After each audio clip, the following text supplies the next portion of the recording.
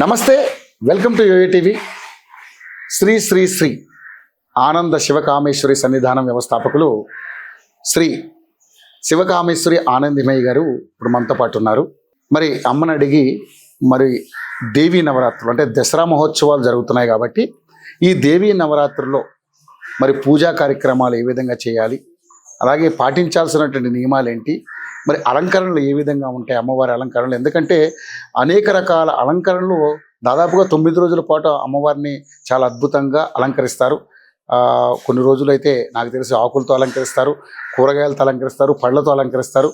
So ఇలాంటివన్నీ ఉంటాయి కాబట్టి మరి దసరా మహోత్సవాలు ప్రతి సంవత్సరం కూడా ఎంతో అంగరంగ వైభవంగా జరుగుతూ ఉంటాయి. మరి ఈ సంవత్సరం కూడా అదేవిధంగా ప్రజలందరూ కూడా జరుపుకోవడానికి సిద్ధంగా ఉన్నారు కాబట్టి మరి దేవీ నవరాత్రులు జరుపుకోవాల్సినటువంటి అంశాలన్నింటినీ కూడా అమ్మవారిని అడిగి అనేక విషయాలు తెలుసుకునే ప్రయత్నం చేద్దాం. అమ్మ నమస్తే. శ్రీమాత్రే నమః. అమ్మ ఎలా ఉన్నారమ్మా? బాగున్నాను.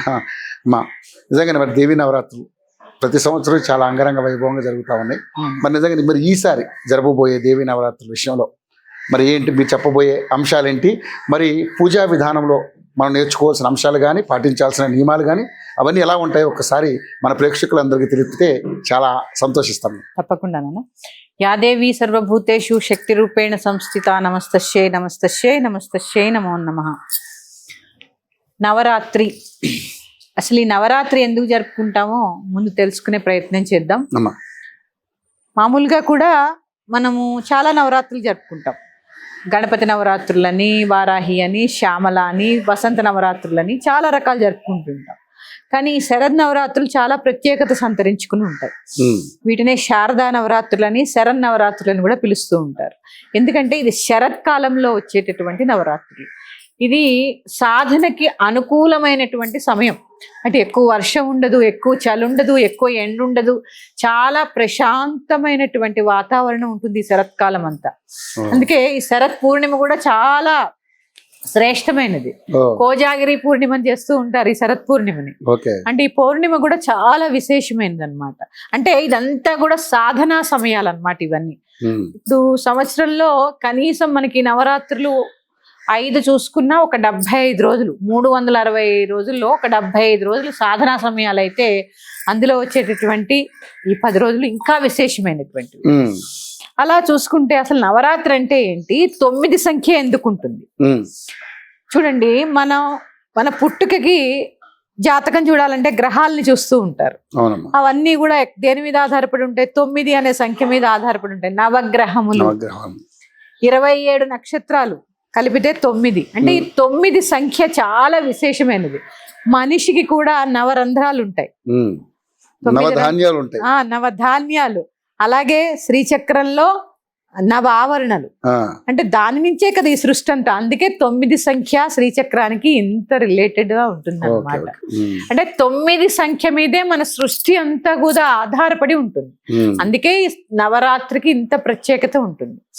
ఇక ఈ శరత్కాలంలో వచ్చేటటువంటి శారదా నవరాత్రులు కొన్ని గుప్త నవరాత్రులుగా జరుపుకుంటూ ఉంటాం మనం. ఈ శారదా నవరాత్రులు అనేవి ప్రతి ఒక్కరూ జరుపుకునేవి. అందరూ కూడా జరుపుకొని అమ్మవారి కృపకు పాత్రులు కావచ్చు. ఇందులో కొంతమంది దీక్ష తీసుకుంటూ ఉంటారు.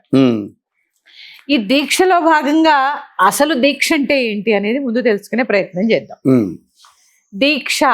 దీక్ష అంటే ఏంటి అంటే, దీక్ష అంటే దక్షతనిచ్చేది దీక్ష.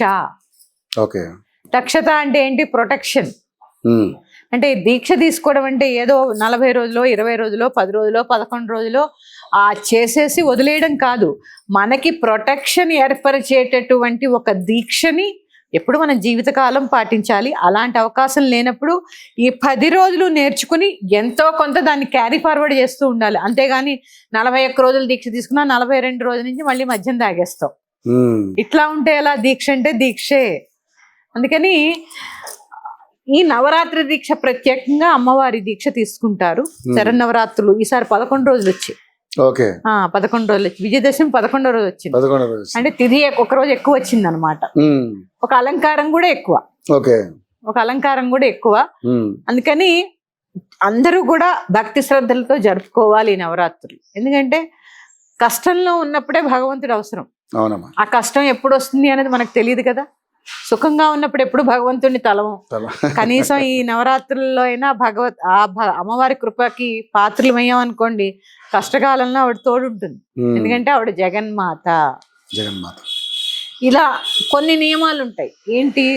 సూర్యోదయాత్ పూర్వమే లేవడం, స్నానాది కార్యక్రమాలు ముగించుకోవడం, పూజ చేసుకోవడం, ఈ 9 రోజులు ఏకభుక్తం చేయడం, బ్రహ్మచర్యం ఉండడం, ప్రత్యేకించి కష్టమైనది క్లిష్టమైనది అసలు కోపం తెచ్చుకోకూడదు. ఏ దీక్షలో అయినా కూడా కోపం తెచ్చుకోకూడదు. ఎందుకంటే అమ్మవారు చాలా శాంత స్వరూపిణి. పైగా మనం కొన్ని స్తోత్రాలు కొన్ని జపాలో చేస్తూ ఉంటాం కదా, కోపం వచ్చి బయటకు వచ్చి అరవడం వల్ల మనం చేసిన జప ఫలితం అంతా సున్నాకు వచ్చేస్తుంది. కోపం చాలా ప్రమాదం. ఎందుకంటే చూడండి, పక్షులకి ఆకలి ఎక్కువ, దాన్ని ఏమంటారు, సర్పానికి కోపం ఎక్కువ, మనిషికి అన్ని ఎక్కువ. మనిషికి అన్ని ఎమోషన్ ఎక్కువే, పక్షి చూడండి అస్తమానం తింటూనే ఉంటుంది. దానికి ఇక్కడ ఎప్పుడైనా పట్టుకుంటే మీరు చూడండి, డొక్కల దగ్గర వెచ్చగా ఉంటుంది, అంటే జఠరాగ్ని అలా ఉంటుంది. అంటే ఏది తిన్నా కానీ అరిగిపోతూ ఉంటుంది. పాము ఎప్పుడు బుస్సు బుస్సు అంటూ ఉంటుంది. కానీ మనిషి చూడండి, ఎప్పుడూ ఆకలి అంటాడు, ఎప్పుడూ కోపం అంటాడు, ఎప్పుడు ఏదో ఒక దాంట్లో ఉంటాడు అన్నమాట. ఇవన్నీ కంట్రోల్ చేసుకోవడానికే ఈ దీక్షలు. అంటే ఒక 41 రోజు కానీ 21 రోజు కానీ ఏదైనా ఒక 15 రోజులు కానీ ఏదైనా అలవాటు చేసుకున్నాం అనుకోండి, అది మనకి ఎప్పటికీ అలవాటు అవుతుందని ఆ సంఖ్య పెట్టారు. కానీ మనం ఏం చేస్తున్నాం ఇప్పుడు, దీక్షలు ఎలా ఉంటున్నాయంటే ఆ 41 రోజులు చేస్తాం, మళ్ళీ ఏదో ఆ మాల తీసేసి మళ్ళీ మామూలే, పాత కథలే. నేను అలా ఉండకుండా ఎంతో కొంత మన యొక్క చెడు అలవాటుని, చెడు ఆలోచనని, ముఖ్యంగా ఈర్ష్య, అసూయ, ద్వేషాలు ఉండకూడదు. అంటే మనం అంత ఉండలేని స్థితికి వెళ్ళిపోయామంటే రమణ మహర్షి అయిపోతాం అందరం. అందుకని అంత కాలేం. మనం ఎంతో కొంత తగ్గించుకునే ప్రయత్నం, కనీసం ఒక ఆవగింజంత ప్రయత్నం చేస్తే 10 సంవత్సరాలు చేస్తే బఠాలి గింజంత అవుతుంది. అంతే. అంటే తగ్గించుకునే ప్రయత్నం చేస్తే ఇవన్నీ దీక్షలు. ఎందుకంటే ఇందుకేనండి, భగవంతుడు ఫస్ట్ మనం పశు ప్రవృత్తిలో ఉన్న మనం మనుష్య తత్వానికి రావాలిగా, మనిషి ప్రవృత్తికి రావాలిగా. పశు ప్రవృత్తిలోనే ఉంటున్నాం. కోపము, ఆకలి. చూడండి ఉదాహరణ చెప్తా, కంచంలో అన్నం పెట్టగానే భోజనం చేసేస్తాం. ఆ అన్నం మనకి ప్రసాదించిన భగవంతుడికి కనీస పక్షం ఆయన తలుచుకుని నమస్కారం చేసుకోవాలన్న ఆలోచన కూడా మనకి రాదు. ఇది పశు ప్రవృత్తా కాదా? ఎందుకంటే గడ్డి వేయగానే తినేస్తుంది గేది. అవును. మళ్ళీ ఏం చేస్తుంది? తిన్నవి నెమరేస్తూ ఉంటుంది. మనం ఏం చేస్తాం? తినేసి కూరలో ఉప్పు ఎక్కువైంది అంటే ఆ సమయానికి ఆహారం దొరకడం ఎంత పుణ్యం. అదే ఆహారం లేక ఎంతమంది బాధపడతారు సమయానికి. కానీ మనం ఏం చేస్తాం? తిండి ఎక్కువై, కూరలో ఉప్పు ఎక్కువైంది, పప్పులో ఇది దీన్నే నెమరేసుకోవడం. అప్పుడు ఎంత ప్రవృత్తే కదా. ఇలాంటి లక్షణాలన్నీ వదిలేయడానికే తేలికైన ఆహారం తీసుకోవడం. ఈ లక్షణాలన్నీ దీక్షలో పోతాయి. చూడండి, ఏకభుక్తం చేస్తాం, అల్లం, వెల్లుల్లి, మాంసం ఇవి నిషేధం. అంటే చూడండి, అంటే రజోభూయిష్టమైన ఆహారాన్ని వదిలేస్తాం. ఎందుకంటే ఆహారమే మన మనస్సు, ఆహారమే మన శరీరము. అంటే తిన్న ఆహారము రక్తంగా మారి మన మనస్సుని శుద్ధి చేస్తుంది, శరీర దారుఢ్యానికి ఉపయోగపడుతుంది. అంటే చూడండి, ఆహారం ఎంత పవిత్రంగా స్త్రీమూర్తులు వండాలో, ఎంత పవిత్రంగా భుజించాలో. ఆహారమే కదా, అన్నమే కదా అనుకుంటున్నాం. కాదు, ఆహారం. ఒకరోజు ఉపవాసం ఉంటే మరుసటి రోజుకి ఆకలేస్తుంది. కావాల్సింది ఏంటి? ఆహారం. అదే ఆ సమయానికి, అంటే నీ శరీరము నిలబెట్టుకోవాలంటే నీకు కావాల్సింది ఆహారం. ఇన్ని నియమాలు దీక్షలోనే ఎందుకున్నాయి? ఈ పశు ప్రవృత్తులను వదిలేసి కనీసం భగవంతుడిలా మారిపోవద్దు, మనిషిలా మారే ప్రయత్నం చేద్దాం. మనిషిలా మారే ప్రయత్నం చేయడానికే ఈ దీక్షలు. ఎంతో కొంత అవలక్షణాలని త్యజించాలి ప్రతి దీక్షలో. ఇంకా కఠినమైంది రెండోది. ఒకటి కోపం తగ్గించుకోవాలి, రెండవది అబద్ధం ఆడకపోవడము, అసత్యం పలకరాదు దీక్షలో. చాలా ప్రమాదం, చాలా ప్రమాదం అసత్యాలు ఆడకుండా. ఎందుకంటే దీక్ష అంటే ఏంటి? Good qualities. ఆ 10 రోజులు నేను మంచి లక్షణాలతో ఉంటానమ్మా అని ఆవిడకి చెప్పి మాల వేసుకున్నాం. మరి అంత జగన్మాతకి పాదాల దగ్గర నేను ఇలా ఉంటానని నువ్వు మాట ఇచ్చాక అబద్ధం చెప్పొచ్చా? చెప్పకూడదు కదా. కనీసం ఆ 10 రోజులైనా నియమం పాటించండి. అలాగే పొలిమేర దాటి వెళ్ళకూడదు. ఇది ఒక నియమం. ఎందుకంటే ఇంట్లో పీఠం పెట్టుకుంటాము, అలాగే పూజా కార్యక్రమాలు చేస్తూ ఉంటాము. ఇది ఒక నియమం. పొలిమేర దాటి హైదరాబాద్ దాటి వెళ్ళకపోవడం ఒక నియమం. ఓకే. మనకి హైదరాబాద్ అంటే అదే పొలిమేర. ప్రతి కాలనీకి పొలిమేర అంటే ఆఫీస్కి వెళ్ళాం. అందుకని ఆ పొలిమేర దాటి వెళ్లకుండా ఉండడము. అలాగే అఖండ దీపారాధన అనేది మీ వెసులుబాటుని బట్టే పెట్టుకోండి. ఎందుకంటే అందరికీ అవకాశం ఉండకపోవచ్చు. అఖండ దీపారాధన చేస్తే ఇంటికి తాళం వేయకూడదు. ప్రత్యేకంగా ఆ దీపం చూసుకోవడానికి ఒకళ్ళు ఉండాలి. మధ్యలో అది కొండెక్కిందని బాధపడి ఎందుకు ఇవన్నీ? అందుకని మీకు లేనివేమొద్దు. ప్రశాంతంగా సాత్వికమైన ఆరాధన చేసుకోండి. ఊరికి బలులు ఇవన్నీ కూడా కాదు. అజం వా మేషం వా మహిషమపి మార్జాలమపి వా అని శాస్త్రంలో చెప్పబడింది. అంటే అజం అంటే ఏంటి? గొర్రె. మహిషం అంటే ఎద్దు. మార్జాలం అంటే పిల్లి. అంటే ఇక్కడ మహిషానికి ఏముంటుంది? పొగరు, మదించి ఉంటుంది. ఆ మహిషంలో ఉండే మదాన్ని నేను వదిలేయాలనుకోవాలి, కానీ మహిషాన్నే బలిస్తానంటే ఎట్లా? ఇక్కడ అంటే ఆ శాస్త్రంలో చెప్పబడింది అది. మేక ఏం చేస్తూ ఉంటుంది? అస్తమానం బెదిరిపోతూ ఉంటుంది. ఇద్దరు పిరికితనం. పిల్లి మార్జాలం అంటే పిల్లిలో ఏముంటుంది? దొంగ బుద్ధి ఉంటుంది. అంటే ఇక్కడ ఏ జంతువులో ఉండే ఆ లక్షణాలు ఇవన్నీ మనిషిలో ఉన్నాయి. ఇవన్నీ వదిలే నువ్వంటే ఏం చేస్తాడు? అజంవా ముందు గొర్రెని బలిస్తాడు, తర్వాత ఒకడు మహిషాన్ని బలిస్తూ ఉంటాడు, ఒకడు మేకని బలిస్తూ ఉంటాడు. చాలా తప్పు. ఎందుకంటే ఒక జీవిని చంపి తినే అధికారం నీకు ఎక్కడది? నీ ప్రాణం ఒకటి, దాని ప్రాణం ఒకటా? కదా. అది కూడా ఎంత నీలోనూ ఉండేది రక్తమే, దానిలోనూ ఉండేది రక్తమే. అది పశు ప్రవృత్తి. ఎందుకు? మనకేమో వెన్నుపూసి ఇలా ఉంది, దానికి వెన్నుపూసి ఇలా ఉంది. నువ్వు ఇలా ఉన్నవాడివి, ఇలా పుట్టావు. నువ్వు 86 లక్షల జీవరాశుల్లో పుట్టి ఇలా వచ్చావు. కానీ ఇలా ఉన్నదాన్ని మళ్ళీ ఏం చేస్తావు? ఇలాగ పడుకోబెట్టడానికే ప్రయత్నం చేస్తాను తప్ప ఒక్క మనిషికి మాత్రమే ఊర్ధముఖంగా ప్రయాణం చేసే అవకాశం ఉంటుంది. ఇక ఏ జీవికి లేదు. అందుకే జన్మానం నరజన్మ దుర్లభం. మనిషిగా పుట్టడం అది ఎంతో తపస్సు అన్నమాట. ఎన్ని జీవులుగా పుడతాను తెలుసా? ముందు డ్రైనేజ్ల పురుగుగానో పేళ్ల పురుగుగానో మన జీవితం మొదలవుతుంది. అంటే అక్కడి నుంచి పుట్టి ఇక్కడ దాకా వచ్చాం. ఇక్కడి నుంచి పుట్టి మళ్ళీ అక్కడికి వెళ్ళకూడదు. మళ్ళీ కనీసం పుడితే మనిషిగా పుట్టాలి. అంటే ఇందుకే మనం పుడతా.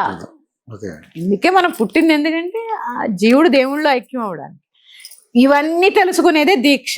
అది నవరాత్రి అవ్వచ్చు, లేకపోతే భవానీ మాల అవ్వచ్చు, ఇంకో అయ్యప్ప మాల అవ్వచ్చు, లేకపోతే హనుమాన్ మాల. చాలా రకాల మాలలు వేసుకుంటున్నారు కదా. అసలు భక్తి యొక్క తత్వాన్ని తెలుసుకోవడమే మాల. అది తెలుసుకున్న దాన్ని అలా క్యారీ ఫార్వర్డ్ చేసుకోవాలి. మళ్ళీ సంవత్సరం నువ్వు మాలేసుకునే దాకా నువ్వు అలాగే ఉండాలి. అలాగే ఉండాలి. కొంతైనా ఉండాలి. దుర్గుణాలన్నీ వదిలేయాలి ఒక్కొక్క సంవత్సరం. కానీ ఇప్పుడు చాలా మంది మీరు అన్నట్టుగా ఈ మాలలు వేసుకునే వాళ్ళు కూడా ఈ సంవత్సరం మాల వేసుకుంటే కొన్ని వాటి నుంచి ఒక్కసారి ఈ 45 రోజులన్నా దూరంగా ఉంటానని కొంతమంది వేసుకుంటారు.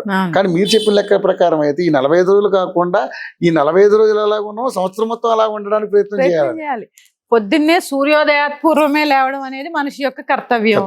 అదే ఇప్పుడున్న మన ధర్మానికి మనం చూడండి ఎంత అలసిపోతున్నారో. ప్రయాణాలు ఎక్కడి నుంచో ఇక్కడికి రావడం, మళ్ళీ కొంత అలసిపోతాం. కానీ మరి 10 దాకా పడుకుంటే ఎట్లా?